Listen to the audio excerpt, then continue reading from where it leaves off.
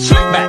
No, no, slick back. That's what I said. Slick back. No, nigga, I'm a pimp named Slick back. Pimp named Slick back.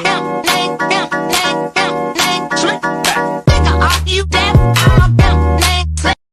Hai teman-teman, pada video kali ini kita akan membahas materi minyak bumi. Bab minyak bumi ini merupakan salah satu materi SMA kelas 11 sesudah kita mempelajari hidrokarbon. Pada bab ini kita akan membahas proses terbentuknya minyak bumi, apa saja komposisinya, dan pengolahan dan kegunaan minyak bumi. Yuk kita masuk ke dalam pembahasan proses terbentuknya minyak bumi. Di lautan hidup juga beberapa organisme baik itu tumbuhan maupun hewan. Kita ambil contohnya yaitu ganggang. Ganggang adalah tumbuhan yang hidup di danau tawar. Juga di laut, ganggang mengumpulkan energi dari matahari dengan cara fotosintesa. Ganggang yang mati akan terendapkan dan berkumpul di bagian dasar bercampur dengan lumpur. Akibat pengaruh tekanan dan temperatur tinggi dapat mengubah lumpur menjadi lapisan bebatuan. Setelah jutaan tahun, bakteri anaerob akan menguraikan sisa-sisa organisme tersebut dan mengubahnya menjadi minyak bumi. Dan seiring dengan terjadinya reaksi penguraian gas alam dan minyak bumi pun terbentuk. Minyak bumi tersebut merangkap antara lapisan batuan di dasar laut. Lalu, bagaimana komposisi minyak bumi? Komposisi minyak bumi itu sebagian besar mengandung senyawa hidrokarbon yang terdiri alkana, senyawa aromatik, dan sedikit alkena. Lalu, senyawa yang memiliki jumlah sedikit ini digolongkan pada senyawa mikro, yaitu senyawa belerang, senyawa oksigen, senyawa nitrogen, dan argonologam yang mengandung vanadium dan nikel.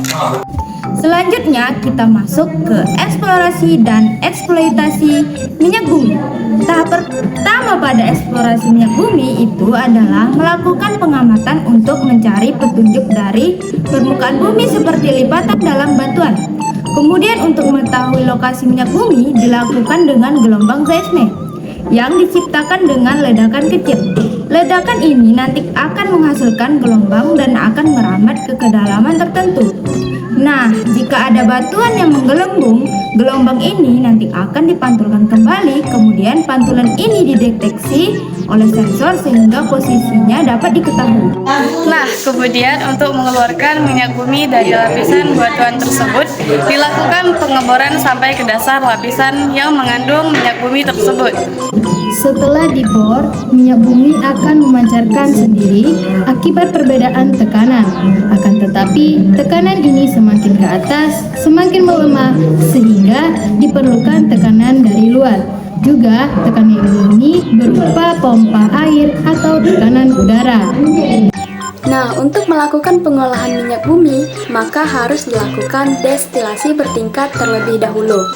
Berikut adalah pengambilan minyak mentah dari dalam bumi. Berdasarkan gambar tersebut, dapat diamati bahwa minyak mentah yang berasal dari dalam bumi diambil dan ditampung di dalam tangki. Dan selanjutnya akan dilakukan proses destilasi. Dari tangki minyak mentah, minyak bumi dialirkan ke boiler untuk dipanaskan. Ini bertujuan untuk memisahkan fraksi-fraksi minyak bumi ini berdasarkan titik didih dan berat molekul.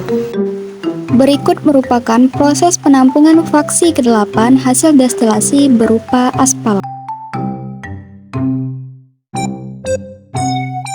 Berikut merupakan proses penampungan fraksi ke-7 hasil destilasi berupa parafin atau lilin.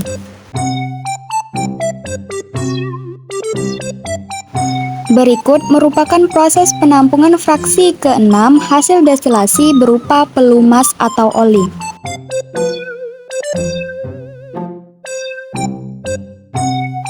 Berikut merupakan proses penampungan fraksi ke-5 hasil destilasi berupa diasel. Berikut merupakan proses penampungan fraksi ke-4 hasil destilasi berupa minyak tanah.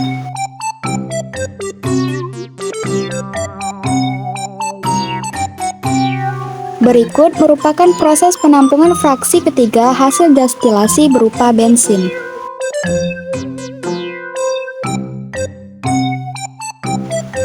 Berikut merupakan proses penampungan fraksi kedua hasil destilasi berupa nafta.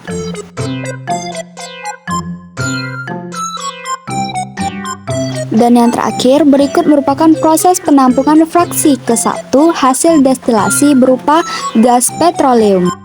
Inilah pembahasan materi minyak bumi dari kelompok 2. Jangan lupa subscribe channel YouTube-nya ya.